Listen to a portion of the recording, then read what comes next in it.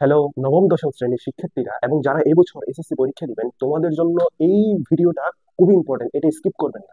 এই যে এই চার্টটা দেখতে পাচ্ছেন, এই চার্ট থেকে এসএসসি পরীক্ষায় প্রতি বছর একটি করে পরীক্ষায় আসে এবং সে সাথে তোমাদের বার্ষিক পরীক্ষায়, যে স্কুলে বার্ষিক পরীক্ষা হয়, অর্ধবার্ষিক হয়, প্রত্যেক পরীক্ষায় এখান থেকে একটি প্রশ্ন হবে, এই শুধুমাত্র এই চার্ট থেকে।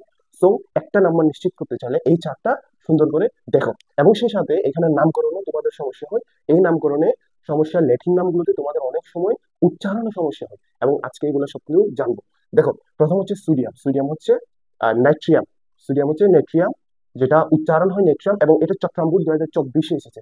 এবং কপার হচ্ছে কাপরাম, পটাশিয়াম হচ্ছে কেলিয়াম, সিলভার হচ্ছে আর্জেন্টাম, টিন হচ্ছে স্টেনাম, অ্যান্টিমন হচ্ছে স্টেবিয়াম, গোল্ড হচ্ছে আরম, লেড হচ্ছে প্লাম্বাম, টাইংস্টেন হচ্ছে ওয়াফরাম, আয়রন হচ্ছে ফেরাম, মার্কারি হচ্ছে হাইড্রোজেরিয়াম।